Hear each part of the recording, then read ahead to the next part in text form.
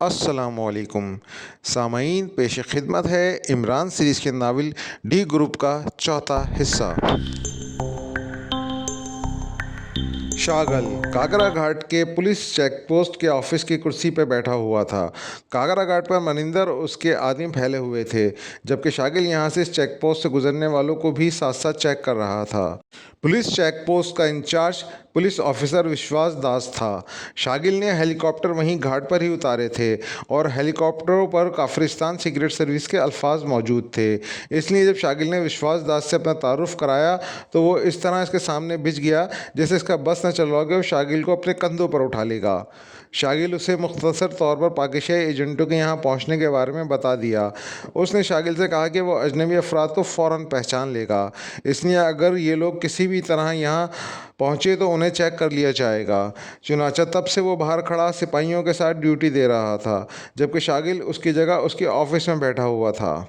शागिल के नुक्ता नज़र से अब तक इमरान और उसके साथियों की लॉन्च को यहाँ पहुँच जाना चाहिए था, लेकिन मनिंदर ने अभी भी कोई इत्तला ना दी थी। इसलिए वो बैठा इंतज़ार कर रहा था कि अचानक उसकी जेब से टूं टूं की आवाज़ सुनाई दी। इसने जल्दी से जेब से ट्रांसमीटर निकाला और उसका बटन ऑन कर दिया।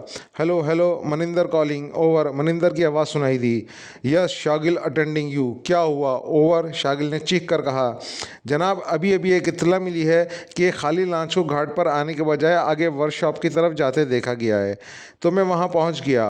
वहां से खबर मिली है कि एक औरत और 4 मर्दों का ग्रुप एक मरम्मत होने वाली लॉन्च से उतरे और लॉन्च के एक आदमी को साथ लेकर मरम्मत करने वालों की वैगन में बैठकर शहर चले गए हैं।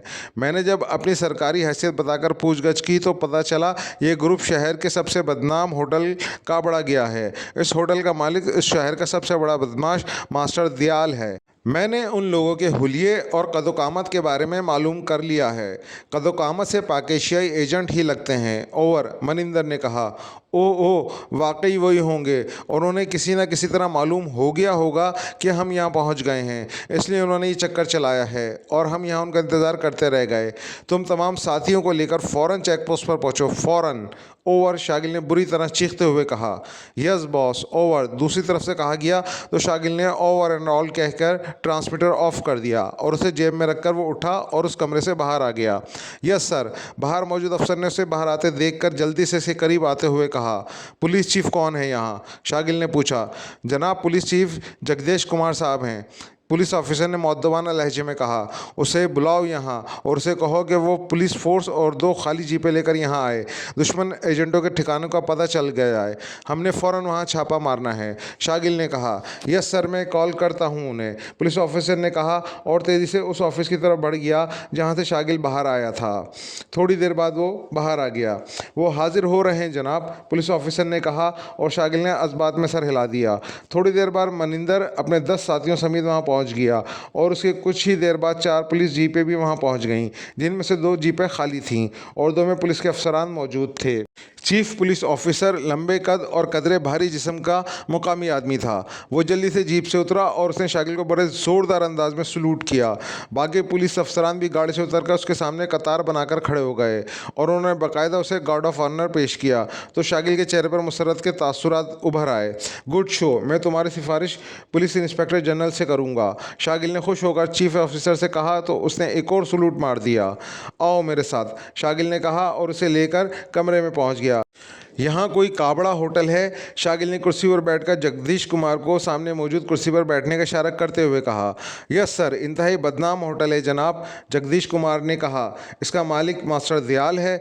शागिल ने कहा। यस सर, उसके हाथ बहुत लंबे हैं जनाब, वफाकी हुकूमत के बड़े बड़े अफसरान उससे मिलते रहते हैं, पुलिस ऑफिसर ने कहा। हमसे बड़ा अफसर कोई और नहीं है, समझे? प्राइम मिनिस्टर और प्रेसिडेंट के बाद मेरा ओहदा है, इसलिए आइंदा ऐसी बात मुंह से मत निकालना। शागिल ने गुस्सीले लहजे में कहा। यस सर, हुक्म की तामील होगी सर, पुलिस चीफ ने इंतहाई मुअद्दबाना लहजे में कहा। जाहिर है वो एक छोटे से शहर का पुलिस चीफ था और मुल्क के प्राइम मिनिस्टर और प्रेसिडेंट के बाद के ओहदेदार के सामने हकीकतन उसकी कोई हैसियत न थी। सुनो, मैं चाहूँ तो तुम्हें अपने अहकामात से वफाकी हुकूमत में पुलिस में आला ओहदा दिलवा सकता हूँ। पाकिस्तानी दुश्मन एजेंट जिनकी तादाद 5 है और जिनमें एक औरत भी शामिल है, यहाँ से खुफिया तौर पर गुजर कर काबड़ा होटल पहुँचे हैं और यकीनन उस मास्टर दयाल ने उन्हें पनाह दी होगी। ये इंतहाई ख़तरनाक तरीन सीक्रेट एजेंट हैं। अगर हमने उन्हें वैसे ही जाकर वहाँ छापा मारा तो उन्हें खबर हो जाएगी और वो चिकनी मछली की तरह हाथ से निकल जाएंगे। मैं चाहता हूँ कि पहले इनके बारे में पूरी तफसील मालूम हो जाए, फिर उनको घेरा जाए और इस अंदाज में छापा मारा जाए कि आखिरी लम्हे तक उन्हें हमारे बारे में या छापे के बारे में इल्म ना हो सके। तुम बताओ कि क्या होना चाहिए? शागल ने कहा, जनाब आपको वहाँ जाने की ज़रूरत ही नहीं है। ये आप जैसे आला तरीन अफसर की तौहीन है और आपकी ये बात भी दुरुस्त है कि पुलिस के वहाँ पहुँचने पर उन लोगों को इल्म हो जाएगा। वहाँ हमारा एक मुखबर मौजूद है, वो पूरी तफसील बता देगा। इसके बाद आप जैसे हुक्म करेंगे वैसे ही होगा। पुलिस चीफ ने कहा। क्या वो मुखबर मास्टर दयाल के राज लीक आउट कर देगा? शागिल ने पूछा। यस सर, वो इंतहाई बाएतमाद मुखबर है, पुलिस चीफ ऑफिसर ने जवाब देते हुए कहा। तो बुलाओ उसे। लेकिन कैसे बुलाओगे? क्या किसी सिपाही को भेजोगे? तो फिर सबको मालूम हो जाएगा। शागिल ने कहा। नहीं जनाब, मैं फ़ोन पे उससे रब्ता करता हूँ, पुलिस चीफ ने कहा और शागिल ने इस बात में सर हिला दिया। तो चीफ पुलिस ऑफिसर ने उठकर मेज़ पर पड़े हुए फ़ोन का रिसीवर उठाया और तेज़ी से नंबर प्रेस करना शुरू कर दिए। लाउडर का बटन भी प्रेस कर दो, शागिल ने कर्ख लहजे में कहा। तो पुलिस चीफ ने इस बात में सर हिलाते हुए बटन प्रेस कर दिया। दूसरी तरफ से घंटी की बजने की आवाज़ सुनाई देने लगी। फिर रिसीवर उठा लिया गया। काबड़ा होटल, एक चीखती हुई आवाज़ सुनाई दी। लहजा बेहद करख था। शाहबीर से बात कराओ, पुलिस चीफ ने तहकमाना लहजे में कहा। कौन बोल रहा है? दूसरी तरफ से पहले से ज़्यादा करख लहजे में कहा गया। जे बोल रहा हूँ, पुलिस चीफ ने भी करख लहजे में कहा। होल्ड करो। इस बार दूसरी तरफ से बोलने वाले का लहजा पहले की निस्बत कम करख था। शाहबीर बोल रहा हूँ। चंद लम्हों बाद एक और मर्दाना आवाज़ सुनाई दी। जे बोल रहा हूँ। ओह ओह, अच्छा जनाब, हुक्म जनाब। दूसरी तरफ से बोलने वाले का लहजा इंतहाई मुअद्दबाना हो गया। मैं घाट के पुलिस चेक पोस्ट पर मौजूद हूँ, तुम बगैर किसी को बताए फ़ौरन यहाँ पहुँचो, फ़ौरन, पुलिस चीफ ने कहा। हुक्म की तामील होगी जनाब, दूसरी तरफ से कहा गया और चीफ पुलिस ऑफिसर ने रिसीवर रखा और उठकर बाहर चला गया। शायद वो अपने आदमियों को शाहबीर की आमद के बारे में बताने गया था। थोड़ी देर बाद वो वापस आ गया और कुर्सी पर बैठ गया। वो कैसे आएगा? शागिल ने पूछा। जीप पर जनाब, पुलिस ऑफिसर ने कहा और शागिल ने इस बात में सर हिला दिया। थोड़ी देर बाद कमरे का दरवाज़ा खुला और एक मुकामी नौजवान अंदर दाखिल हुआ। उसके जिस्म पर मुकामी लिबास था और चेहरे में से वो कुछ छटा हुआ कुंडा दिखाई दे रहा था। उसने पुलिस चीफ को सलाम किया और एक तरफ मुअद्दब अंदाज में खड़ा हो गया। पुलिस चीफ ने शागिल का इतना लंबा चौड़ा कसीदा पढ़कर तारुफ कराया कि शागिल का फूला हुआ सीना मज़ीद कई इंच फूलता चला गया और शाहबीर ने जब उसे इंतहाई मुअद्दबाना अंदाज में सलाम किया जैसे शागिल कोई शहंशाह हो और शाहबीर उसके सामने सिरे से कोई हैसियत ही न रखता हो, तो शागिल के चेहरे पर मज़ीद मुसरत के तासुरात फैलते चले गए। बैठो, शागिल ने कहा तो शामिर सहमे हुए अंदाज में कुर्सी पर बैठ गया। झूठ बोलने की ज़रूरत नहीं, क्योंकि सीक्रेट सर्विस के पास हतमी इतलात मौजूद हैं। तुम्हें सिर्फ इसलिए बुलाया गया है कि तुमसे उसकी कंफर्मेशन की जा सके। शागिल ने सर्द लहजे में कहा। यस सर, मैं जानता हूँ सर, भला सीक्रेट सर्विस से कौन कैसे छुप सकता है? शाबिर ने इंतहाई खुशामदाना लहजे में कहा। तुम्हारा मास्टर दयाल के पास एक ग्रुप पहुंचा है जिसमें एक औरत और 4 मर्द हैं। ये मुकाबली लिबासों में ही हैं और उस ग्रुप के बारे में मालूम करना है कि इसे कहाँ रखा गया है। शागिल ने कहा। ओह जनाब, ये ग्रुप मास्टर दयाल के पास था। उन्होंने इसे मास्टर दयाल को दारुल हुकूमत के बड़े मशहूर तरीन सिंडिकेट के सरबराह जयकाल के हवाले देकर उससे एक रिहाइशगाह तलब की, इसके साथ 2 कारें भी। चुनाचा मास्टर दयाल ने उन्हें 2 कारें भी दे दी और साथ ही दीवान कॉलोनी में एक रिहाइशगाह भी दे दी। इस रिहाइशगाह का नंबर 18 है सर, शाबिर ने इंतहाई मुअद्दबाना लहजे में कहा। वो अब कहाँ हैं? शागिल ने यकवक्त इंतहाई मुसरत भरे लहजे में कहा। जनाब, वो चीफ साहब की कॉल आई थी तो वो कारों में बैठकर जा रहे थे। वो यकीनन उस रिहाइशगाह पर ही गए होंगे। क्या तुमने वो रिहाइशगाह देखी हुई है? शागिल ने पूछा। जी हाँ जनाब, बहुत अच्छी तरह, शाबिर ने कहा। क्या उसमें खुफिया रास्ता भी है? शागिल ने पूछा। नहीं जनाब, उसके चारों तरफ सड़कें हैं जनाब, शाबिर ने कहा। ओके, आओ हमारे साथ, शागिल ने उठते हुए कहा। तो चीफ पुलिस और शाबिर भी उठ खड़े हुए।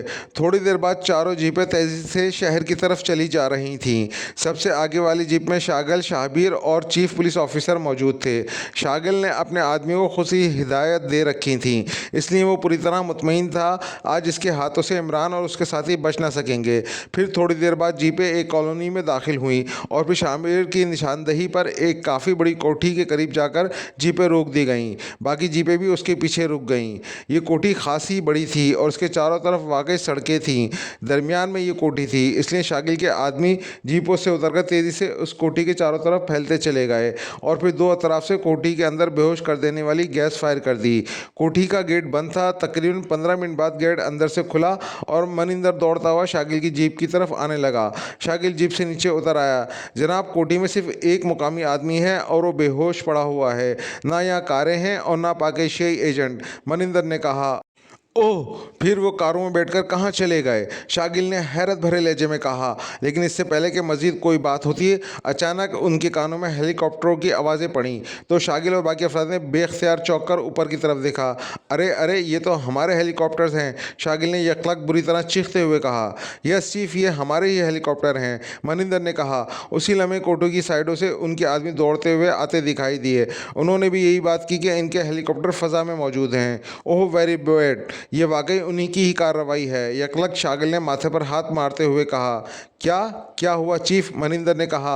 वो इमरान अपने साथियों समेत कारों में सवार होकर यहाँ आने के बजाय उधर चला गया जहाँ हमारे हेलीकॉप्टर मौजूद थे और हम अहमकों की तरह इधर दौड़े चले आए। अब वो हेलीकॉप्टरों पर शाहवार या सीधा शैताल पहुँच जाएगा। वो वाकई शैतान है। ओह एक मिनट, ओह हाँ, अब भी ताक़ुब हो सकता है, शागिल ने बात करते करते यकलक चौंक कर कहा और उसके साथ ही उसने जेब से ट्रांसमीटर निकाला और तेज़ी से उस पर फ्रीक्वेंसी एडजस्ट करके बटन ऑन कर दिया। Hello chief, Shagil Kafiristan secret service calling, over, Shagil ने चीख चीख कर कॉल देते हुए कहा। Yes sir, Jaswant Singh attending you sir. चंद लम्हों बाद दूसरी तरफ से एक मुअद्दबाना आवाज़ सुनाई दी। मैं कांगला बंदरगाह से बोल रहा हूँ। पाकिस्तानी एजेंट हमारे दोनों हेलीकॉप्टर लेकर फ़रार हो रहे हैं। वो शायद शाहवार पहुँचें या शाहवार से आगे शैताल पहुँच जाएँ। तुम मिलिट्री चीफ से कहकर फ़ौजी गनशिप हेलीकॉप्टरों को फ़िज़ा में ले जाओ और दोनों हेलीकॉप्टरों को फ़िज़ा में ही तबाह कर दो। और सुनो, किसी चेकिंग की ज़रूरत नहीं है, फ़ौरन हरकत में आ जाओ, फ़ौरन, ओवर, शागिल ने हल्क के बल चीखते हुए कहा। यस चीफ, ओवर, दूसरी तरफ से कदरे घबराए हुए लहजे में कहा तो शागिल ने ओवर एंड ऑल कहकर ट्रांसमीटर ऑफ कर दिया और वापस जेब में रख लिया। यहाँ कोई हेलीकॉप्टर मिल सकता है? शागिल ने चीफ पुलिस ऑफिसर से कहा जो इस दौरान खामोश खड़ा था। जनाब, पुलिस के पास इमरजेंसी के लिए 2 हेलीकॉप्टर हैं। ओह जल्दी करो, वापस चलो, हमने फ़ौरन उनके पीछे जाना है, फ़ौरन, शागिल ने कहा और चीफ पुलिस ने अज़बात में सर हिला दिया और वो तेज़ी से शागिल के साथ जीप में सवार होता चला गया। इमरान और उसके साथी वर्कशॉप की एक वैन में बैठकर काबड़ा होटल पहुंचे थे और फिर मास्टर दयाल तक जब जयकाल का नाम पहुंचाया तो उसने फ़ौरन उसे अपने पास बुला लिया और जयकाल का नाम सुनते ही उसने फौरी तौर पर ना सिर्फ 2 कारें मुहैया कर दी बल्कि एक रिहायशी कोठी भी उन्हें दे दी। लेकिन इमरान अपने साथियों समेत बजाय कोठी जाने के उस तरफ बढ़ गया जहाँ वर्कशॉप वालों के बकौल काफरिस्तान सीक्रेट सर्विस के दोनों हेलीकॉप्टर मौजूद थे। इसके साथ ही वहाँ एक कार में आ सकते थे, लेकिन इमरान ने दोनों कारें इसलिए नहीं थी कि अगर रास्ते में किसी एक कार में कोई गड़बड़ हो तो फौरी तौर पर दूसरी कार इस्तेमाल में ला जा सके, क्योंकि इमरान को मालूम था कि इस छोटे कस्बे में शागिल और उसके साथियों की मौजूदगी की वजह से हर तरफ खतरे घिरे रहेंगे। लेकिन दोनों कारें बगैर किसी खराबी के हेलीकॉप्टरों तक पहुंच गईं। इमरान ने बड़ी महारत से इनके इंजन को ऑन कर दिया और फिर वो दोनों हेलीकॉप्टरों में सवार होकर शाहवार की तरफ बढ़ते चले जा रहे थे। अब हम कहाँ जाएंगे इमरान साहब? हेलीकॉप्टर में अक्वी सीट पर बैठे कैप्टन शकील ने पायलट सीट पर बैठे इमरान से मुखातिब होकर कहा। सिवाय सफदर के बाकी सब एक ही हेलीकॉप्टर में मौजूद थे, जबकि सफदर दूसरे हेलीकॉप्टर को पायलट करके आ रहा था। पहले तो इमरान ने दूसरे हेलीकॉप्टर में खराबी पैदा करके इसे वहीं छोड़ने का मंसूबा बनाया था, लेकिन फिर उसने अपना इरादा बदल दिया था क्योंकि खराबी फौरी तौर पर दूर की जा सकती थी। इसलिए इसने फैसला किया था कि दोनों हेलीकॉप्टर्स को शाहवार के करीब खुफिया तौर पर छोड़कर इसमें खराबी पैदा करके वो सफदर को अपने साथ बिठाकर आगे बढ़ जाएगा। इस तरह शागिल और उसके साथी फौरी तौर पर उनके पीछे न आ सकेंगे। इसलिए उसने सफदर को दूसरे हेलीकॉप्टर को पायलट करने का कह दिया था। फिलहाल तो शाहवार जाना है ताकि दूसरा हेलीकॉप्टर वहीं छोड़ा जा सके, इसके बाद जहां सिंह समाएंगे वहां चले जाएंगे, इमरान ने कहा। इमरान साहब, हमें शिताल छावनी जाना है चाहिए ताकि असल मिशन मुकम्मल कर सकें, कैप्टन शकील ने कहा, ताकि इस दौरान शागिल ट्रांसमीटर पर वहां हर तरफ रेड अलर्ट कर दे और हो सकता है मिलिट्री के गनशिप हेलीकॉप्टर भी हमारे मुकाबले में आ जाएं, इमरान ने कहा। ओह, लेकिन उन्हें कैसे मालूम हो सकता है? कैप्टन शकील ने कहा। हमें शाहवार जाने के लिए इस छोटे से शहर के ऊपर से गुजरना पड़ेगा और इतने बड़े हेलीकॉप्टर नीचे से भी खासे बड़े नज़र आते हैं। इमरान ने कहा तो कैप्टन शकील ने इस बात में सर हिला दिया। तो फिर तुम्हारा क्या इरादा है? जूलिया ने कहा। मेरा इरादा तो अटल है। सफदर चूँकि खुतबा निकाह याद नहीं कर रहा, इसलिए मुझे लगता है इसे ज़बरदस्ती खुतबा निकाह याद कराना पड़ेगा। इमरान ने कहा। उसका जहन एक बार फिर पटरी से उतरने लगा था। बकवास मत करो, इस वक्त हम इंतहाई ख़तरे में हैं, जूलिया ने गुस्सीले लहजे में कहा। इमरान साहब, आपने शाहगर के बाद कहाँ जाना है? पहले जो शहर आपने बताया था वो तो शैताल से आगे है। क्या कोई माइंड में भी ऐसा शहर है जहाँ हम छुप सकें? कैप्टन शकील ने फ़ौरन ही कहा। हम शाहवार के बजाय मगरिब में शैताल की तरफ जाने का चक्कर काटकर मशरिक की तरफ आगे बढ़ेंगे और शैताल के मशरिक में तकरीबन 80 किलोमीटर के फासले पर एक शहर है रवात। हम वहाँ पहुँच जाएंगे। वहाँ से हम आसानी से शैताल में किसी भी हैसियत से दाखिल हो सकते हैं, इमरान ने कहा। तो सबने इस बात में सर हिला दिए और फिर शाहवार पहुंचकर उन्होंने शाहवार शहर के शुरू होने से पहले ही एक वीरान से ज़रई फार्म के अंदर हेलीकॉप्टर उतार दिए। सफदर दूसरे हेलीकॉप्टर से उतरकर उनके हेलीकॉप्टर में सवार हो गया। तो इमरान ने दोबारा अपना हेलीकॉप्टर फ़िज़ा में बुलंद किया और फिर शाहवार शहर जाने के बजाय इसने उसका रुख मशरिक की तरफ मोड़ दिया। इंजन के साथ मखसूस कार्रवाई कर दी या नहीं? इमरान ने मुड़कर सफदर से पूछा। जी हाँ, कर दी है, सफदर ने जवाब। तो इमरान ने इस बात में सर हिला दिया। फिर तकरीबन 1.5 घंटे के तवील सफ़र के बाद एक बड़े शहर के आसार नज़र आना शुरू हो गए। तो वो सब चौकन्ना होकर बैठ गए। इमरान ने यहाँ भी हेलीकॉप्टर को शहर से पहले खेतों के अंदर दरख्तों के एक ज़ख़ीरे के दरमियान कदरे खुले हिस्से में उतार दिया।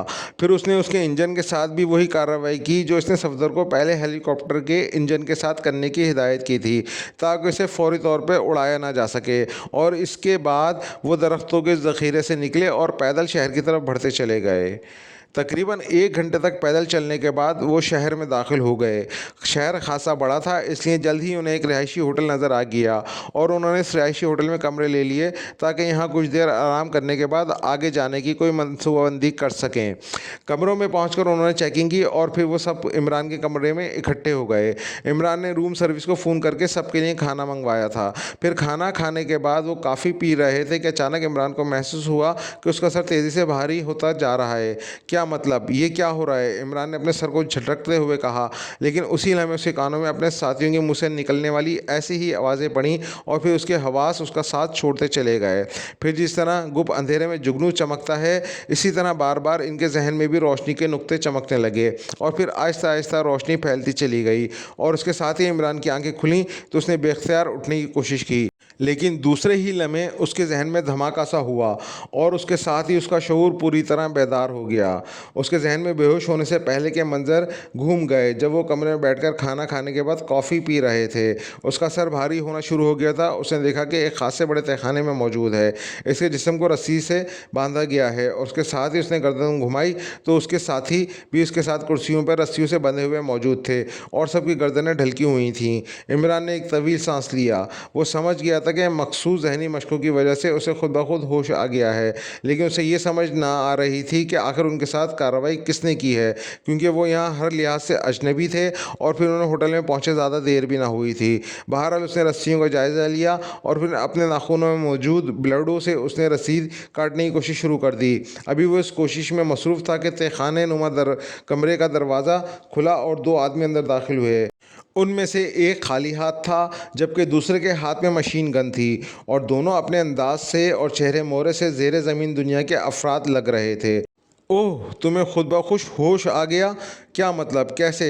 खाली हाथ वाले ने चौंक कर इमरान की तरफ देखते हुए कहा। मेरी कॉफ़ी की प्याली में बेहोशी की दवा शायद कम डाली गई होगी, लेकिन ये सब क्या है आखिर? तुम कौन लोग हो और तुमने हमें क्यों बेहोश करके यहाँ बांधा रखा है? इमरान ने इंतहाई संजीदा लहजे में कहा। तुम पाक एशियाई एजेंट हो और काफिरस्तान सीक्रेट सर्विस का चीफ थोड़ी देर बाद यहाँ पहुँचने वाला है और फिर तुम्हें उनके हवाले कर दिया जाएगा, खाली हाथ वाले ने मुँह बनाते हुए कहा। पाक एशियाई एजेंट? क्या मतलब? ये तुम किस बना पर कह रहे हो और तुमने बगैर किसी तस्दीक के हमें क्यों कैद किया है? इमरान ने कहा। तुम्हारे हेलीकॉप्टर को रवात की तरफ आते हुए मार्क कर लिया गया था और उसके साथ ही यहाँ के तमाम होटलों में अहकामात दे दिए गए थे कि तुम्हें और तुम्हारे साथियों की कदोकामत की तफसील बता दी गई थी और हम सब अलर्ट हो गए। फिर तुम इस होटल में पहुँचे तो हमने तुम्हें पहचान लिया।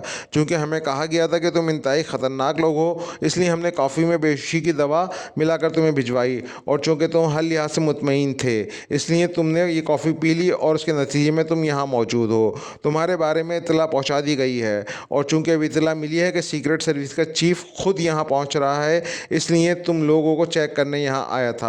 तुम्हारा नाम क्या है और क्या तुम इस होटल के मैनेजर हो? इमरान ने कहा। हाँ, मैं मैनेजर हूँ और मेरा नाम काशांत है, उस आदमी ने कहा। क्या तुम बताओगे सीक्रेट सर्विस के चीफ ने खुद तुम्हें फ़ोन कर कहा था? इमरान ने पूछा। नहीं, मुझे फ़ोन शैताल से किया गया था। शैताल की फौजी छावनी के इंचार्ज कर्नल देशमुख ने अहकामात दिए हैं और हम उनके अहकामात के पाबंद हैं, वरना हमारा होटल दूसरे लम्हे तबाह किया जा सकता था, काशांत ने जवाब दिया। अब तुम्हें किसने इतला दी कि चीफ खुद आ रहा है? इमरान ने कहा। कर्नल देशमुख ने। मैं उन्होंने तुम्हारी गिरफ्तारी की इतला दे दी थी, काशांत ने कहा। ठीक है, सीक्रेट चीफ का चीफ तुमसे ज़्यादा अक्लमंद होगा। उसे जब मालूम होगा कि तुमने गलत आदमी को पकड़ लिया है तो वो यकीनन हमसे माजरत कर लेगा, इमरान ने मुँह बनाते हुए कहा और उसके साथ उसने रस्सियाँ काटने का काम गैर महसूस अंदाज में जारी रखा था। इसलिए अब रस्सियाँ काफ़ी हद तक कट चुकी थीं, लेकिन बहरहाल उन्हें अपने जिस्म से मुकम्मल तौर पर हटाने में ज़ाहिर है अभी वक्त चाहिए था, इसलिए वो खामोश हो गया था। तुम यहीं रुकोगे बलविंदर? अगर ये आदमी कोई हरकत करे तो इसे बेशक गोली मार देना, काशान ने मशीन बरदार से कहा। इसे दोबारा बेहोश क्यों ना कर दिया जाए? बलविंदर ने कहा। नहीं, उसकी ज़रूरत नहीं, शायद दूसरों को भी होश में लाना पड़े। वैसे भी ये बंधे हुए हैं और बेबस हैं, बस तुम इनका ख्याल रखना, काशन ने कहा और बलविंदर ने अज़बात में सर हिला दिया। तो काशन मुड़ा और तेज़ तेज़ कदम उठाता हुआ तहखाने से बाहर चला गया, जबकि बलविंदर दीवार का सहारा लेकर खड़ा हो गया। अलबत्ता उसकी नज़रें इमरान पर जमी हुई थीं। क्या तुम्हारा ताल्लुक़ भी इसी होटल से है? इमरान ने कहा। हाँ, मैं मैनेजर का बॉडीगार्ड हूँ, बलविंदर ने कहा। तो क्या मैनेजर साहब की जान को खतरा लाहक है कि उसने तुम्हें बाकायदा मशीन गन से मुसल्ला कर रखा है? इमरान ने कहा। हाँ, यहाँ एक ग्रुप हमारा मुखालिफ है, उससे ख़तरा रहता है, बलविंदर ने कहा। कौन सा ग्रुप है और क्या झगड़ा है? इमरान ने कहा। तुम इस बात को छोड़ो, तुम्हारा इस बात से क्या ताल्लुक़? बलविंदर ने मुंह बनाते हुए कहा। अच्छा चलो, एक गिलास पानी पिलवा दो, ये काम तो तुम कर सकते हो, इसमें तो कोई ख़तरा नहीं है, इमरान ने कहा। तो बलविंदर बेख्तियार हंस पड़ा। सॉरी, मैंने यहीं रहना है। मुझे एहसास हो रहा है कि तुम ख़तरनाक आदमी हो, इसीलिए तुमने खुद ब खुद होश में भी आ गए हो, इसलिए सॉरी, मैं तुम्हारा कोई काम नहीं करूँगा। अब चुप हो जाओ तुम, बलविंदर ने कहा। कमाल है, एक आदमी बंधा हुआ आदमी तुम्हें ख़तरनाक नज़र आ रहा है तो तुमने क्या खाक मैनेजर साहब की हिफाजत करनी है? हैरत है, वाकई हैरत है, इमरान ने मुँह बनाते हुए कहा। मैं ऐसी बातों को बुरा नहीं मनाता, जो मर्जी आए कहते रहो, बलविंदर ने कहा। चलो मशीन गन साथ ले जाओ, अगर तुम्हें ख़तरा है कि मैं बंधे हुए हाथों से मशीन गन उठा लूँगा, इमरान ने कहा। तो बलविंदर एक बार फिर हंस पड़ा। तुम बलविंदर को बुज़दिल कह रहे हो? काश के मैनेजर साहब तुम्हें ज़िंदा रखने पर मजबूर ना होते तो मैं अभी तुम्हें गोलियों से छल्ली कर देता, बलविंदर ने गुस्सीले लहजे में कहा। तो फिर चलो, तुम मुझे एक गिलास पानी पिला दो, मैं यकीन कर लूँगा कि तुम वाकई बहादुर हो, इमरान ने कहा। लगता है तुम ज़िद्दी इंसान हो। जब मैं कह रहा हूँ कि मैं यहाँ से कहीं नहीं जाऊँगा तो फिर तुम बार बार ये बात क्यों कर रहे हो, बलविंदर ने गुस्सीले लहजे में कहा। यहीं खड़े खड़े पिला दो, पानी पिलाने में तुम्हारा क्या जाएगा, इमरान ने कहा। तो बलविंदर ने बेख्तियार तवील सांस लिया। तुम बाज नहीं आओगे, ठीक है, मैं ले आता हूँ पानी, बलविंदर ने कहा और तेज़ी से मुड़कर दरवाजे की तरफ गया। दरवाज़ा खोलकर वो बाहर निकला और फिर यखलक तेज़ तेज़ कदमों की आवाज़ें सुनाई देने लगीं। इमरान बेख्तियार मुस्कुरा दिया। वो समझ गया था कि बलविंदर दरवाजे के बाहर खड़ा कदम ज़मीन पर मार रहा है, और वही हुआ। चंद लम्हों बाद दरवाज़ा एक धमाके से खुला और बलविंदर उछलकर अंदर आ गया। कमाल है, इतना करीब था पानी और तुम फिर भी घबरा रहे थे, इमरान ने कहा।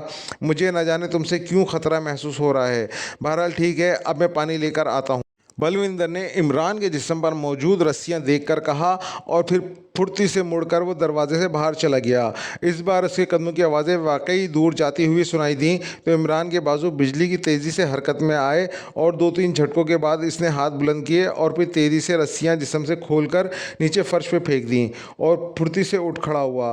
फिर वो दबे पाँव सीधा दरवाजे की तरफ बढ़ गया। उसने जेबों में हाथ डाला तो जेबों में असला मौजूद था। वो समझ गया था कि उनकी तलाशी नहीं ली गई।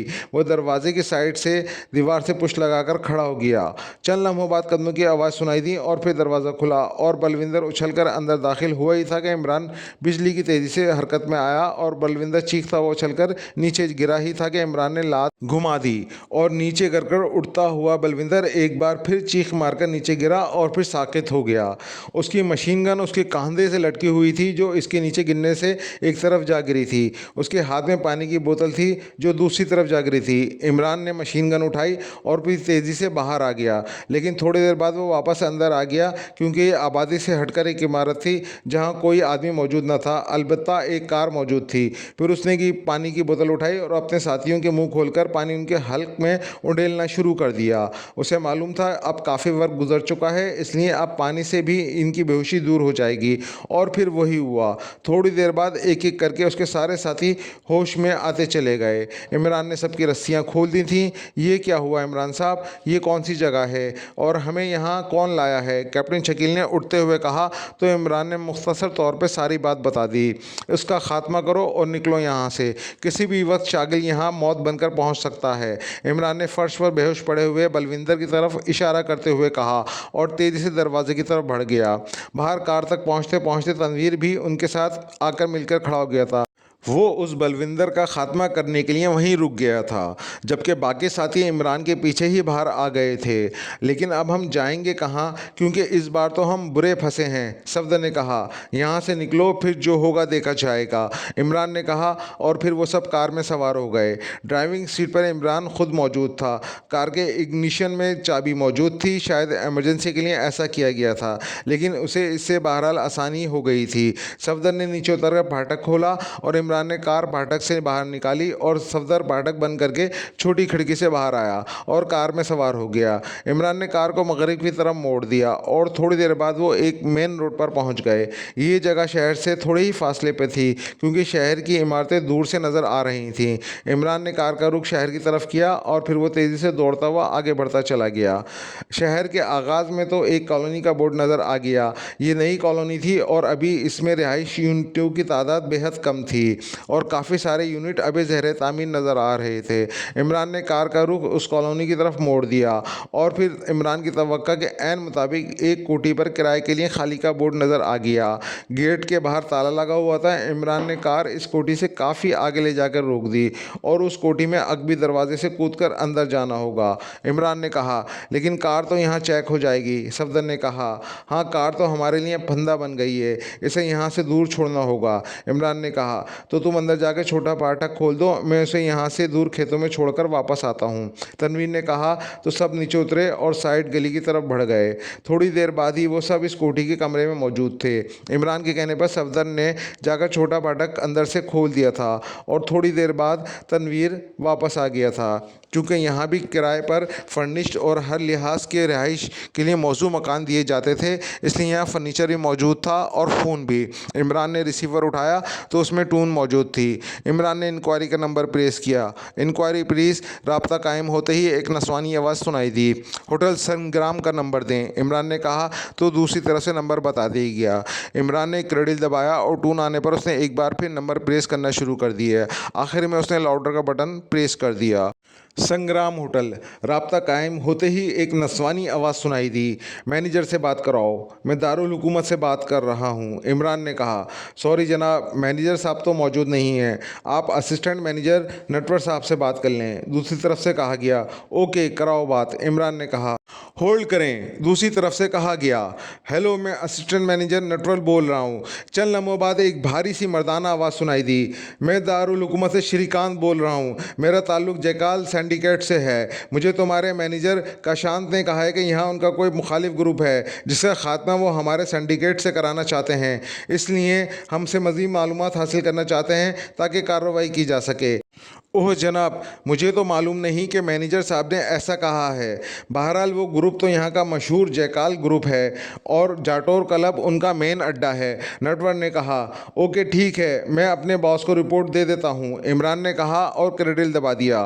फिर टून आने पर उसने इंक्वायरी के नंबर प्रेस कर दिए और वहाँ से जाटोर क्लब का नंबर हासिल करके उसने नंबर प्रेस कर दिए। जाटोर क्लब। राब्ता कायम होते ही एक निस्वानी आवाज़ सुनाई दी। जयसवाल से बात कराओ, मैं दारुल हुकूमत श्रीकांत बोल रहा हूँ, इमरान ने बदले हुए लहजे में कहा। होल्ड करें, दूसरी तरफ से कहा गया। हेलो, जसवाल बोल रहा हूँ। चंद लम्हों बाद एक भारी सी मर्दाना आवाज़ सुनाई दी। मिस्टर जसवाल, मेरा नाम श्रीकांत है और मेरा ताल्लुक़ दारुल हुकूमत के जयकाल सिंडिकेट से है, इमरान ने कहा। ओह अच्छा, मैं जानता हूँ जयकाल साहब को। फरमाएं, कैसे फ़ोन किया? जसवाल ने चौंक कर कहा। जयकाल साहब आपसे बात करना चाहते हैं, आप उससे फ़ोन पर रहें, इमरान ने कहा और साथ ही उसने रिसीवर रख दिया। तुम क्या करना चाहते हो? जूलिया ने हैरत भरे लहजे में कहा। शागल को जब मालूम होगा हम निकल गए तो उसने सारे शहर की सख्त तरीन नाकाबंदी भी करा देनी है। शायद वो यहाँ फ़ौज भी चढ़ा दे और हमने बहरहाल यहाँ बंद होकर नहीं बैठना, इसलिए मैं तुम सबको यहाँ से फौरी तौर पर निकलना चाहता हूँ, इमरान ने कहा। तो सब साथियों ने इस बात में सर हिला दिए। इमरान ने एक बार फिर रिसीवर उठाया और तेज़ी से नंबर प्रेस करना शुरू कर दिए।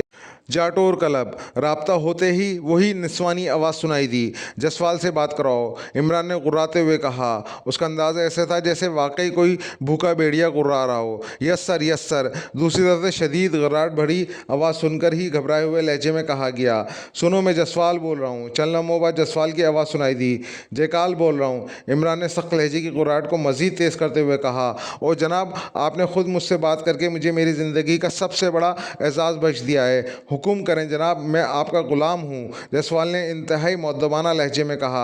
मुझे तुम्हारे बारे में रिपोर्ट मिल चुकी है। तुम काम करने वाले आदमी हो और हम तुम्हें अपने दोस्तों की लिस्ट में शामिल कर सकते हैं, लेकिन पहले तुम्हें एक टेस्ट क्लियर करना होगा, इमरान ने उसी तरह गुर्राहट भरे लहजे में कहा। ये तो मेरे लिए इंतहाई खुशकिस्मती का बाइस होगा जनाब, आप हुक्म दें, मैं आपके हुक्म पर पूरे रवात को भी तबाह कर सकता हूँ, जसवाल ने इंतहाई मुसर्रत भरे लहजे में लेकिन इंतहाई मुअद्दबाना लहजे में कहा। हमारे दोस्तों का एक ग्रुप रवात में मौजूद है, उसके पीछे सरकारी एजेंसियाँ लगी हुई हैं। क्या तुम्हारे क्लब में भी शैताल के फ़ौजी इंचार्ज कर्नल देशमुख के अहकामात किसी ग्रुप के सिलसिले में पहुंचे हैं, इमरान ने कहा। नहीं जनाब, जायसवाल ने कहा। पहले ये बताओ कि शैताल में कोई ऐसा आदमी मौजूद है जो हमारे आदमी को वहाँ फ़ौजियों से छुपाकर पनाह दे सके और फ़ौजियों तक उसकी इत्तला ना पहुँचे, इमरान ने कहा।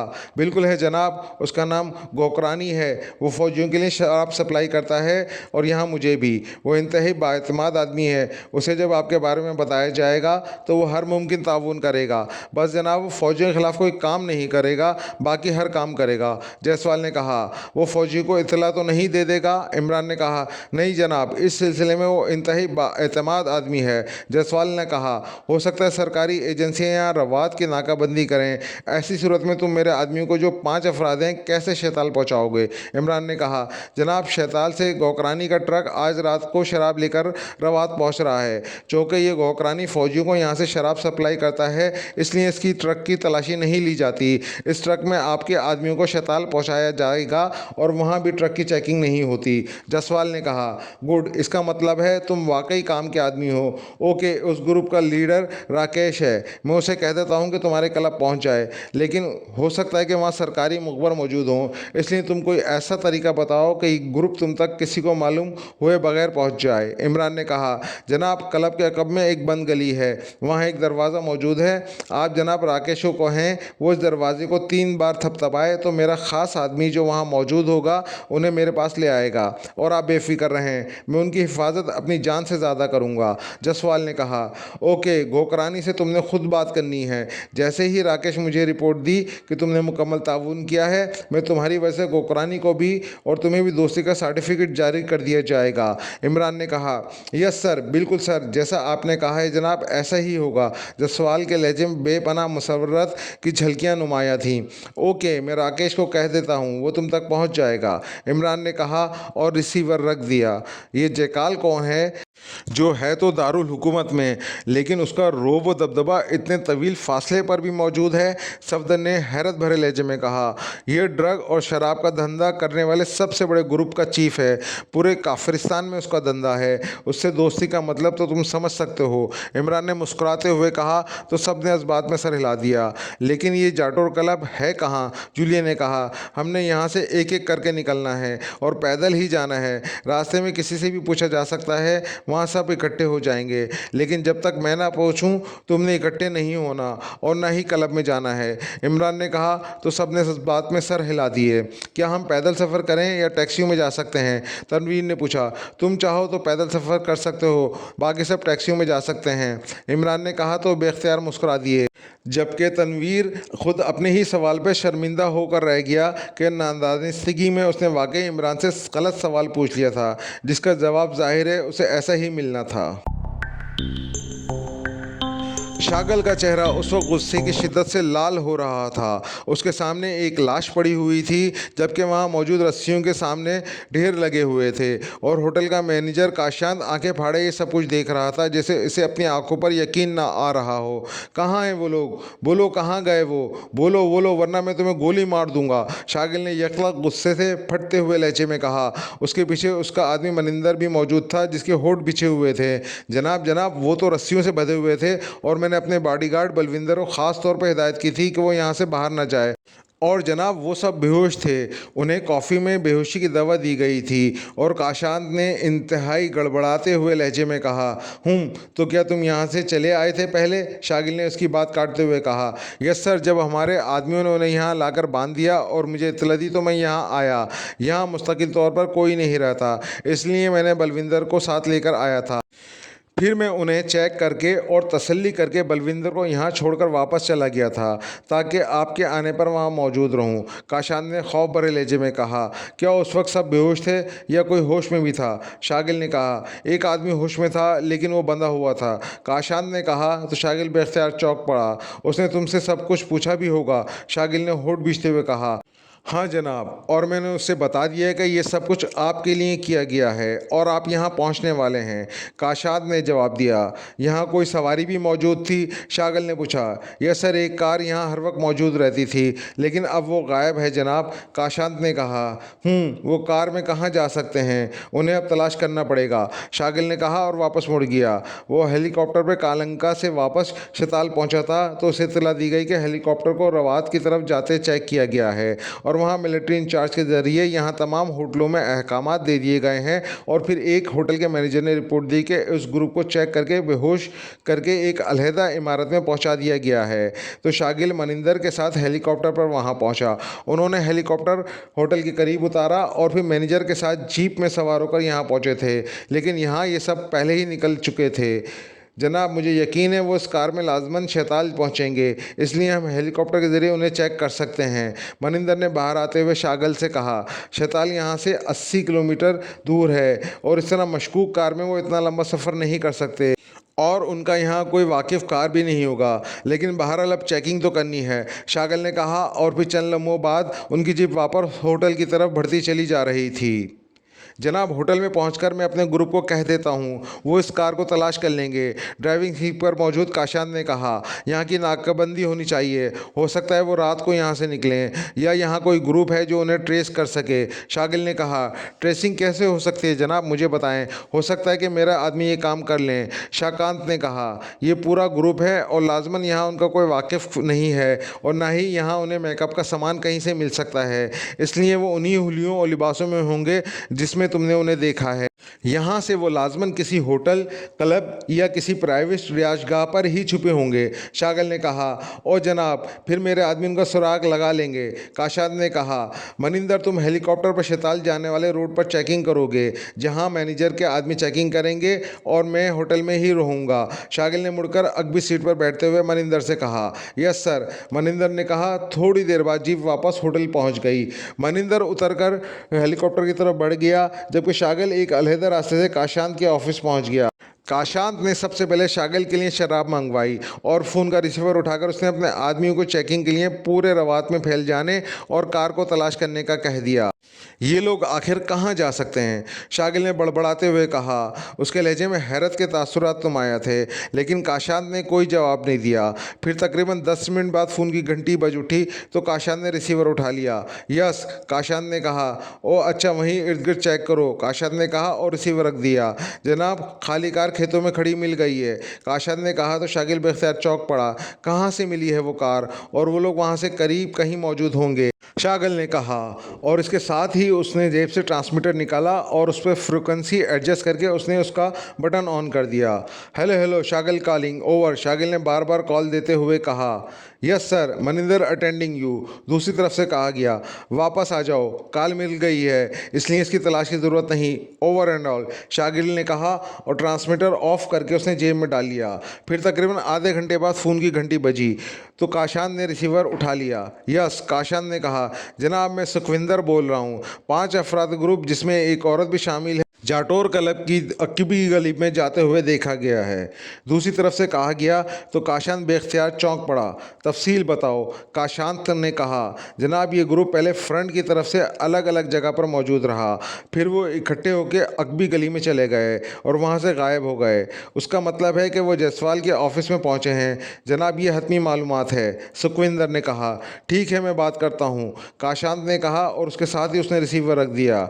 जनाब उस ग्रुप का पता चल गया है, काशांत ने कहा। ओह, कहाँ है वो, जल्दी बताओ, शागिल ने बेख्तियार उछलते हुए कहा और काशांत ने सुखविंदर से मालूम होने वाली सारी बात बता दी।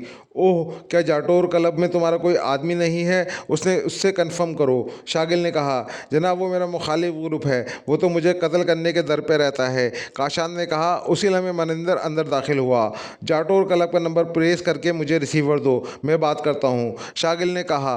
तो काशांत ने जल्दी से रिसीवर उठाकर नंबर प्रेस करना शुरू कर दिए। फिर उसने उठकर रिसीवर शागिल की तरफ बढ़ा दिया। जाटोर करब, राब्ता कायम होते ही एक मर्दाना आवाज़ सुनाई दी। शागिल बोल रहा हूँ, chief of Kafiristan secret service, Jaswal से बात कराओ, शागिल ने इंतहाई रौबदार लहजे में कहा। यस सर, होल्ड ऑन, दूसरी तरफ से यकलक भीख मांगने वाले लहजे में कहा गया। हेलो सर, मैं जसवाल बोल रहा हूँ सर, आपका खादिम, आप हुक्म फरमाएं सर। चंद लम्हों बाद दूसरी तरफ से इंतहाई मौदबाना आवाज़ सुनाई दी। मैं यहाँ रवात में मौजूद हूँ और मुझे तुमसे इंतहाई ज़रूरी काम है। मैं अपने नाइब के साथ तुम्हारे क्लब आ रहा हूँ, शागिल ने तेज़ लहजे में कहा। यह मेरे लिए इंतहाई एजाज़ की बात है जनाब, मैं आपके इस्तकबाल के लिए गेट पर मौजूद रहूँगा, दूसरी तरफ से कहा गया। तो शागिल ने रिसीवर रख दिया। अपने आदमियों से कहो कि उस जाटोर क्लब की चारों तरफ से निगरानी करें, हो सकता है वो उन्हें मेरे पहुंचने से पहले ही निकाल दे, शागिल ने उठते हुए कहा। ऐसा ही होगा जनाब। वैसे मैं बता दूं जनाब कि जसवाल इंतहाई कमीना और ख़तरनाक आदमी है, उसने यकीनन उनसे भारी दौलत लेकर ये काम किया होगा और मैं चूँकि उससे अच्छी तरह वाकिफ़ हूँ इसलिए बता दूँ कि उसने अपने आदमी को अपने क्लब के खुफिया तहखाने में छुपा रखा होगा। आप वहाँ की चेकिंग ज़रूर करें, काशान ने उठते हुए कहा। क्या तफसील है उस तहखाने की, शागिल ने पूछा। तो काशान ने तफसील बता दी। ठीक है, मैं खुद चेक कर लूँगा, शागिल ने कहा और बैरूनी दरवाजे की तरफ बढ़ गया। बाहर जीप मौजूद थी। शागिल जीप की अगली सीट पर जाकर बैठ गया। कहाँ तशरीफ़ ले जाएंगे जनाब, ड्राइवर ने मुद्दबाना लहजे में कहा। मनिंदर आ जाए फिर, शागिल ने कहा और ड्राइवर सर हिलाकर खामोश हो गया। ये जीप काशांत की थी। थोड़ी देर बाद मनिंदर जीप के करीब पहुंच गया। बैठो, मैं तुम्हारा ही इंतज़ार कर रहा था, शागिल ने कहा। तो मनिंदर फ्रंट सीट पर बैठ गया। जाटोर क्लब चलो, शागिल ने कहा। तो ड्राइवर ने जीप आगे बढ़ा दी। थोड़ी देर बाद जीप एक 2 मंजिला इमारत के कंपाउंड के गेट में दाखिल होकर मेन गेट के सामने जाकर रुक गई। तो मनिंदर तेज़ी से नीचे उतरा और एक तरफ मौदबाना अंदाज में खड़ा हो गया। शागिल अकबी स्ट्रीट से नीचे उतर आया। जाओ, जाकर क्लब के मैनेजर जसवाल को मेरी आमद के बारे में इतला दो, शागिल ने कहा। तो मनिंदर तेज़ी से दौड़ता हुआ मेन गेट की तरफ बढ़ गया, जबकि शागिल वहीं अकेला खड़ा इधर उधर देखता रहा। थोड़ी देर बाद एक पस्ता कामत लेकिन भारी जिस्म का आदमी जो सर से गंजा था, दौड़ते हुए अंदाज में चलता हुआ शागिल के सामने आकर तकरीबन रुकू के बल झुक गया।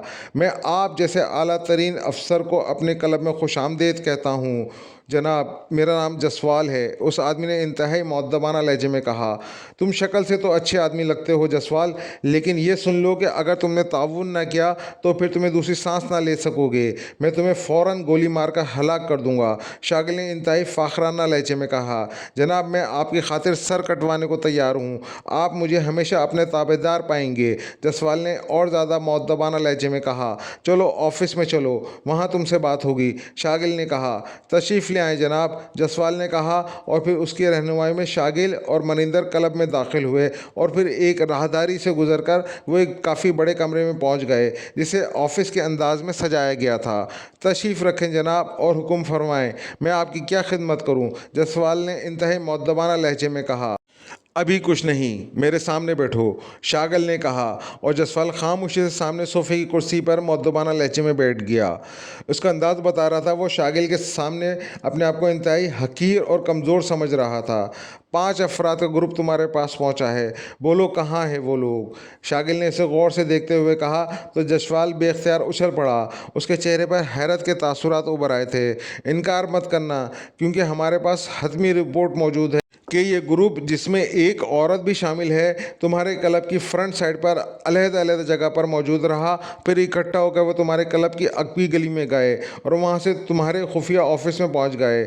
और ये सुन लो कि मैं सीक्रेट सर्विस का चीफ हूँ और सीक्रेट सर्विस के बाद तुम्हारे क्लब के तहखानों तक की मालूमात मौजूद है। अगर तुमने ताउन ना किया तो फिर ना तुम रहोगे और ना ही तुम्हारा ये क्लब। शागिल ने इस बार इंतहाई गुस्सीले लहजे में कहा, जनाब मैं आपके सामने झूठ नहीं बोल सकता। वो ग्रुप मेरे पास ज़रूर आया था और दारुल हुकूमत के एक ताकतवर सिंडिकेट की टिप लेकर आए थे, इसलिए मुझे मजबूरन उनका काम करना पड़ा। उन्होंने मुझे कहा कि मुझे एक बड़ी बंद बाड़ी वाली वैन जिसके फ्यूल टैंक भरे हुए हैं और एक गाइड बतौर ड्राइवर दूं जो उन्हें शैताल तक छोड़ आए। और जनाब, उन्होंने इसके एवज़ मुझे खासी बड़ी रकम मुआवजा भी दिया है, इसलिए मैंने उन्हें वैन और ड्राइवर मुहैया कर दिया और वो शैताल चले गए हैं। उन्हें यहाँ से गए हुए 1 घंटा हो गया है जनाब, जसपाल ने कहा। किस तरफ से गए हैं वो? शागिल ने होठ चबाते हुए कहा। अगबी गली के रास्ते से जनाब, बाहर वैन में ड्राइवर मौजूद था। जसपाल ने कहा। क्या तफसील है उस वैन की? उसका मॉडल, कलर और उसका नंबर वगैरह क्या है? शागिल ने कहा तो जसपाल ने फौरी तौर पर तमाम तफसील बता दी। उठो चलो और हमें उस तहखाने में ले जाओ जहाँ तुम शराब स्टॉक करते हो। उठो, शागिल ने यकलक उठते हुए कहा तो जसपाल भी एक झटके से खड़ा हो गया। अलबत्ता शागिल की बात सुनकर उसके चेहरे पर इंतहाई हैरत के तासुरात उभर आए थे।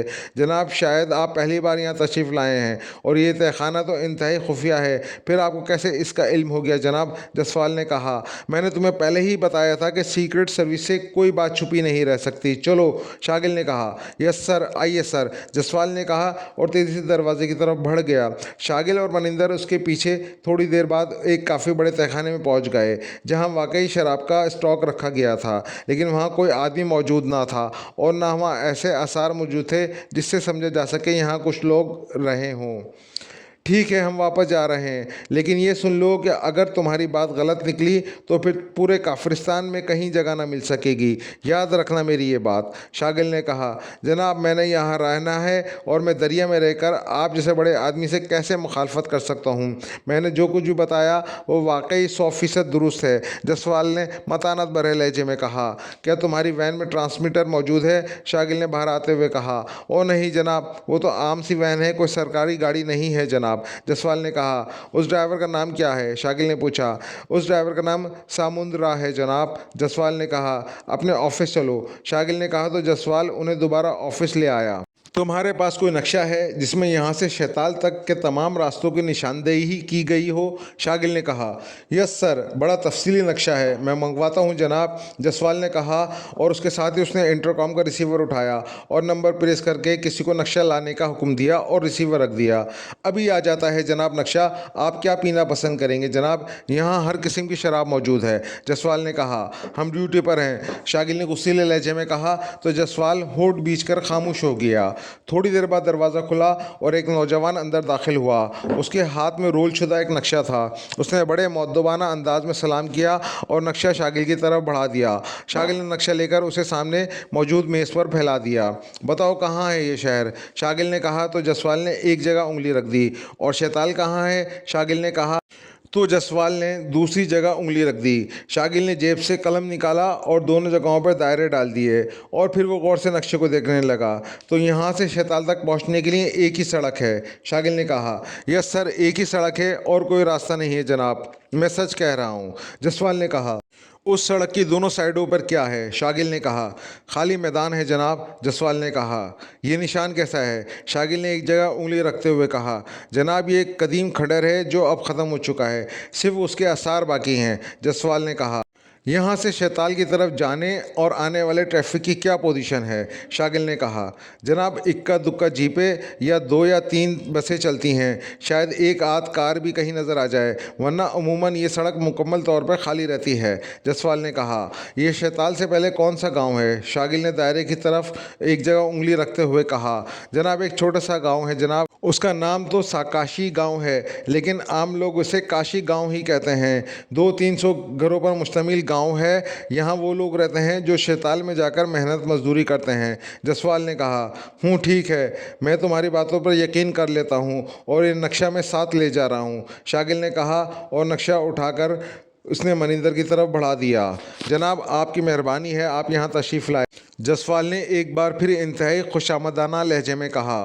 आओ मनिंदर, शागिल ने कदरे मुसरत भरे लहजे में कहा और फिर जसवाल भी उन्हें बाहर तक छोड़ने के लिए आया। थोड़ी देर बाद दोबारा जीप में उस तरफ को बढ़े चले जा रहे थे जहां उनका हेलीकॉप्टर मौजूद था। अब इस पूरी सड़क को चेक करना पड़ेगा। वैसे मेरा ख्याल है कि इमरान इस गांव में डेरे डालेगा, हमें उस गांव को भी चेक करना होगा, शागिल ने कहा। यस सर, मैं ट्रांसमीटर कॉल करके अपने आदमियों को कह देता हूँ, वो इस गाँव में हमसे पहले पहुँच जाएंगे, वहाँ चेकिंग कर लेंगे और अगर वो लोग अभी वहाँ ना पहुँचे होंगे तो वहाँ की पिकटिंग कर लेंगे और जैसे ही वो लोग वहाँ पहुँचेंगे उन पर मिसाइलों की बारिश कर दी जाएगी। मनिंदर ने मौदबाना लहजे में कहा। हाँ, ये ठीक रहेगा। वैसे कर्नल देशमुख को भी कॉल करके कहना पड़ेगा कि वो शैताल में पूरी तरह मोहतात रहे। इमरान और उसके साथियों का कोई भरोसा नहीं, वो कब उस तक पहुंच जाएं, शागिल ने कहा और मनिंदर ने अज़बात में सर हिला दिया। बंद बॉडी वाली वैन खासी तेज़ रफ्तार से शैताल की तरफ बढ़ी चली जा रही थी। ड्राइविंग सीट पर एक मुकामी आदमी मौजूद था, जबकि साइड सीट पर इमरान और अगबी सीटों पर जूलिया, सफदर, कैप्टन शकील और तनवीर मौजूद थे। उन्हें रवास से चले हुए तकरीबन 1.5 घंटा हो गया था। सड़क पर इक्का दुक्का जीपें आती जाती दिखाई दे रही थीं और सड़क के दोनों अतराफ में बंजर मैदान था। सीटों का दरमियानी हिस्सा खुला हुआ था, इसलिए वो सब इमरान से आसानी से बातचीत कर सकते थे। इमरान साहब, इस शागिल ने लामेला हमारे बारे में मालूमात हासिल कर ली होंगी और उसके पास हेलीकॉप्टर है, वो किसी भी वक्त हम पर हमला आवर हो सकता है, सफदर ने कहा। छोड़ो सफदर, ये बातें मत करो, जो होगा देखा जाएगा। कम से कम हम अपने मिशन की तरफ तो बढ़ रहे हैं। इमरान के जवाब देने से पहले तनवीर ने कहा तो इमरान बेख्तियार मुस्कुरा दिया। मैंने रवाज से फ़ौरन निकलने को इसलिए तरजीह दी है कि शागिल वहाँ जाटोर कलब में किसी भी लम्हे पहुँच सकता था, क्योंकि उस काशांत और जसवाल में दुश्मनी चल रही है, इसलिए लामहला उसके आदमी वहाँ बतौर मुखबर मौजूद होंगे, इमरान ने कहा। लेकिन इमरान साहब, अगर शागिल को हमारी स्वैन के बारे में इल्म हो गया तो हमें किसी सूरत शैताल नहीं पहुँचने देगा, इस बार कैप्टन शकील ने कहा। जहाँ तक मैंने शैताल की फितरत को समझा है, वो रास्ते में ही अपने हेलीकॉप्टर से हम पे हमला नहीं करेगा, बल्कि वो ट्रांसमीटर पे अपनी फोर्स को कॉल करके हमारे मुकाबले पे लाएगा। उसे ख़तरा होगा कि हम जवाब में उसका हेलीकॉप्टर फ़िज़ा में ही तबाह ना कर दें, और शागिल को सबसे ज़्यादा अजीज़ अपनी ज़िंदगी है, इसलिए बेफ़िक्र रहो। शैताल तक हमारी जान को कोई ख़तरा नहीं है और हमने बराह रास्त शैताल नहीं जाना, बल्कि हमारा ठिकाना शैताल से पहले आने वाला गांव काशी है। ड्राइवर सामुंद्रा से मेरी तफसील से बात हो चुकी है। ये गांव 2 से 3 घरों पर मुश्तमिल एक छोटा सा गांव है। इस गांव का सरदार जुगनू सिंह नामी आदमी है, जिसे यहाँ का सरदार कहा जाता है। वो बेहद लालची आदमी है, उसे अगर रकम दी जाए तो वो हर तरह से ताउन पर तैयार हो जाएगा, इमरान ने कहा। लेकिन वो क्या ताउन करेगा, सफदर ने कहा। उस गांव से लोग मेहनत मजदूरी के लिए शैताल रोज़ाना आते जाते हैं और वो इन सब के पास मिलिट्री के जारी करदा खुसूसी कार्ड मौजूद हैं। उनके रूप में हम आसानी से शैताल में दाखिल हो सकते हैं, इमरान ने कहा। लेकिन इमरान साहब, ये भी तो हो सकता है कि शागिल को भी ये बात मालूम हो जाए और वो इस गाँव पर अपनी फ़ोर्स के साथ अटैक कर दे, सफदर ने कहा। वो ऐसे मामलों में बेहद होशियार है, इसलिए वो लाजमन वो ऐसा ही करेगा और हो सकता है उसके आदमी हमारे वहाँ पहुँचने से पहले शैताल से उस गाँव में पहुँच चुके हों। लेकिन हमने बराह रास्त उस गाँव में नहीं जाना, बल्कि उस गाँव से पहले एक कदीम और मंदबिन खंडर है, हम वहाँ रुक जाएंगे। सामुंद्रा वहाँ से पैदल जाकर उस सरदार को ले आएगा और सामुंद्रा ने बताया कि बज़ाहिर ये लोग मेहनत मजदूरी करने वालों का गांव है, लेकिन इसके साथ साथ वहाँ ऐसे खुफिया गोदाम मौजूद हैं जहाँ इस मंगलोरों का माल खुफिया तौर पर रखा जाता है और सब गोदामों का इंचार्ज सरदार और उसका ग्रुप है। ये ग्रुप दौलत की खातिर सब कुछ करने पर तैयार रहता है, इमरान ने कहा और सबने इस बात में सर हिला दिए। और फिर तकरीबन आधे घंटे बाद सामुद्रा ने जीप को मोड़ा और जीप सड़क को छोड़कर तेज़ी से सामने कुछ फासले पर मौजूद मुनहदिम खंडर की तरफ बढ़ती चली गई। इमरान समेत सब लोग बेहद चौकन्ना होकर बैठ गए। जीप खंडर के करीब जाकर रुक गई तो इमरान और उसके साथी बाहर आ गए। सामुद्रा ने जीप आगे बढ़ाई और फिर उसे घुमाकर ऐसी जगह पर ले गया जहाँ से वो ऊपर से नज़र न आ सकती थी। यह आदमी पैदल क्यों जाएगा, जीप पर चला जाए, जूलिया ने पहली बार बोलते हुए कहा। मैंने इसे खुद मना किया है। जीप का वहाँ जाना छुप न सकेगा और शागिल अपने फोर्स समेत वहाँ पहुँच जाएगा। इमरान ने जवाब दिया तो जूलिया ने इस बात में सर हिला दिया। मैं सरदार को ले आता हूँ जनाब, सामुद्रा ने उस जगह पर बाहर आते हुए कहा। हाँ, ये लो 2 गड्डियाँ, एक तुम्हारी और दूसरी गड्डी उस सरदार को दे देना। इमरान ने जेब से 2 गड्डियाँ निकाल कर सामुद्रा को देते हुए कहा। बहुत शुक्रिया, आप बेफिक्र रहें, सब काम ओके हो जाएगा। सामुद्रा ने कहा। सुनो, ऐसा भी हो सकता है तुम्हारे वहाँ पहुँचने से पहले वहाँ सरकारी लोग पहुँच चुके हों। उस सूरत में तुमने उनके सामने नहीं जाना। हमें कोई जल्दी नहीं, हम नहीं चाहते कि जल्दी की वजह से उल्टा हम फंस जाएं। इमरान ने कहा। मैं समझता हूँ जनाब, मैं ऐसे कई खेलों में शरीक रह चुका हूँ, आप बेफिक्र रहें, सामुद्रा ने कहा। तो इमरान ने उसे जाने की इजाज़त दे दी और सामुद्रा सड़क की तरफ बढ़कर उनकी नज़रों से ओझल हो गया। ओह, हेलीकॉप्टर की आवाज़, छुप जाओ, अचानक इमरान ने कहा और उसके साथ ही वो तेज़ी से उस तरफ को बढ़ गए जहां सामुद्रा ने जीप छुपाई थी।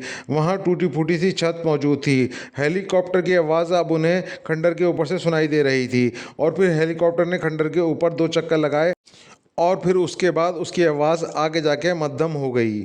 अल्लाह का लाख लाख एहसान है, बाल बाल बचे हैं। ये यकीनन शागल का हेलीकॉप्टर था, इमरान ने कहा।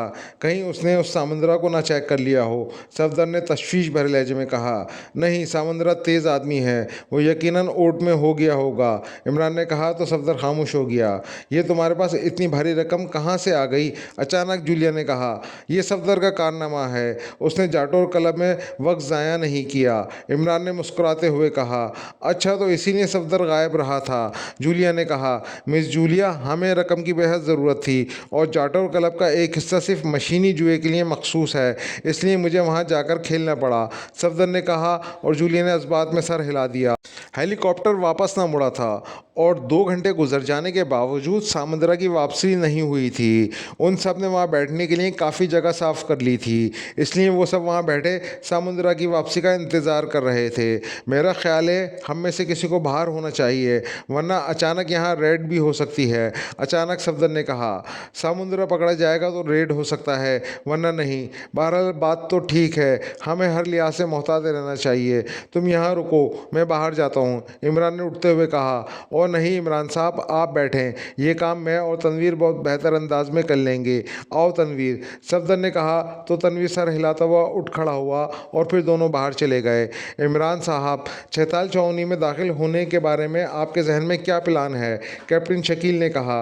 बड़ा आसान प्लान है, वहाँ उस कर्नल देशमुख को कवर करना पड़ेगा।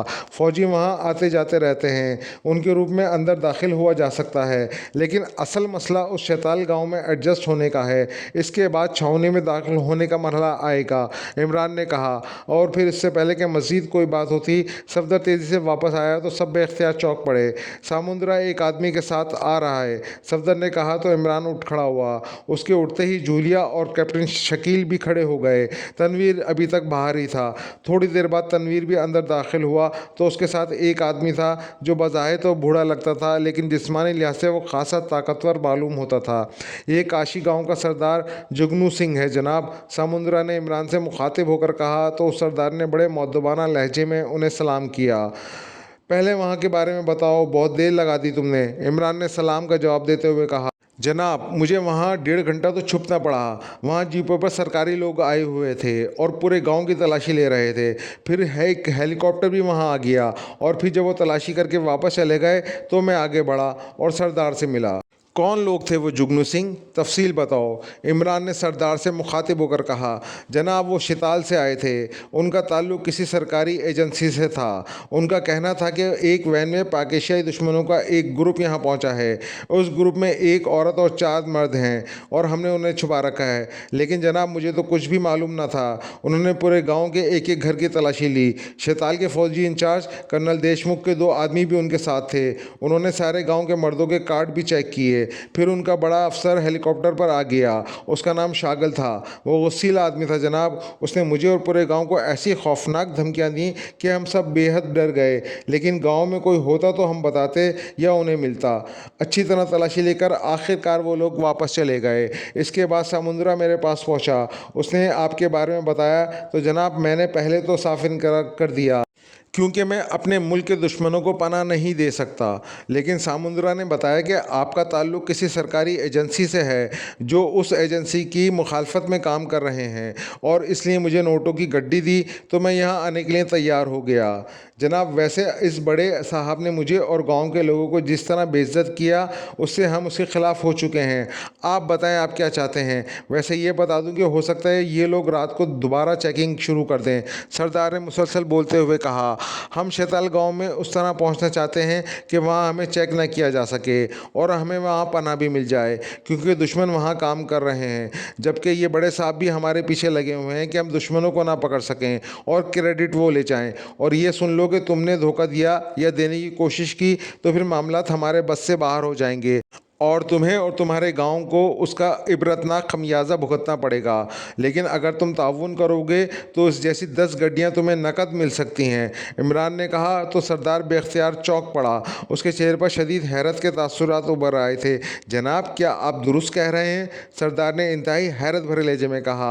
हाँ, इसीलिए तो कह रहा हूँ कि जिस तरह हम रकम देने में फैयाज हैं, उसी तरह धोखा देने वालों के लिए हमसे बड़ा जल्लाद भी कोई नहीं हो सकता। इमरान ने कहा, जनाब आप बेफिक्र रहे हैं। आप इतनी दौलत दे रहे हैं कि शायद इतनी हम एक साल में भी ना कमा सकें, तो मुझे धोखा देने की क्या ज़रूरत है? सरदार ने कहा, तुम ये बताओ किस तरह हमारा काम करोगे, तफसील बताओ मुझे। इमरान ने कहा, जनाब शैताल में मुकम्मल तौर पर फ़ौज का कंट्रोल है और फ़ौजी कार्ड के बगैर वहाँ कोई दाखिल नहीं हो सकता और ना रह सकता है।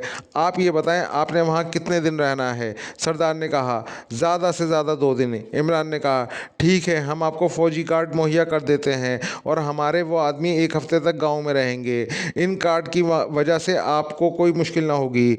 जहां तक रिहाइश का ताल्लुक है तो शैताल में एक खुफिया अड्डा मौजूद है जहां फ़ौज के हाथ भी नहीं पहुंच सकते। ये ओल्ड मास्टर का अड्डा है। वहां आपको रिहाइश, खाना, असला, शराब, बल्कि जो कुछ आप चाहेंगे आपको मिल सकता है, लेकिन उसके लिए आपको अलहदा रकम देना पड़ेगी। सरदार ने कहा, क्या उन कार्ड पर तस्वीरें भी होती हैं? इमरान ने कहा, नहीं जनाब, कार्ड पर सिर्फ नाम, पता और शनाख्ती निशान होता है। सरदार ने कहा, क्या औरतें भी वहाँ जाती हैं? इमरान ने पूछा। जी हाँ जनाब, हमारे गांव की कई औरतें भी वहाँ काम करती हैं। लेकिन उस ओल्ड मास्टर तक हम पहुँचेंगे कैसे? इमरान ने संजीदगी से कहा, मेरा एक आदमी आपके साथ जाएगा। वो मेरा पैगाम ओल्ड मास्टर तक पहुँचा देगा। आप बेफिक्र रहें, वो हमारा ख़ास आदमी है। सरदार ने कहा, ठीक है, तुमने हमें देख लिया है। अब हमारे मुताबिक कार्ड फराहम करो और अपने आदमियों को भेज दो ताकि हम उसके साथ आगे बढ़ सकें। हम यहाँ से जीप पर जाएंगे और फिर शैताल से पहले जीप छोड़ देंगे। जीप समुंदरा वापस ले जाएगा। इमरान ने कहा, ठीक है जनाब। वो रकम? सरदार ने कहा तो इमरान के इशारे पर सफदर ने 5 गड्डियाँ निकाल के सरदार के हवाले कर दी। ये आधी रकम है और आधी रकम उस वक्त जब तुम कार्ड लेकर आओगे, इमरान ने कहा, और सरदार ने इस बात में सर हिला दिया और फिर उसने गड्डियाँ फ़ौरन जेब में डाली और वो सामंदरा को लेकर तेज़ी से वहाँ से निकलता चला गया। इमरान और उसके साथी उस वक्त सामंदरा और सरदार जुगनू सिंह को देखते रहे जब तक वो वहाँ से दूर ना चले गए। तो सामीन, कहानी का चौथा हिस्सा यहाँ पे इख्तिताम पजीर हुआ। अगले हिस्से के लिए हमारे साथ रहिए, लेकिन साथ साथ हमारे चैनल को लाइक एंड सब्सक्राइब ज़रूर कर दीजिए। जज़ाकल्लाह। अस्सलामु अलैकुम।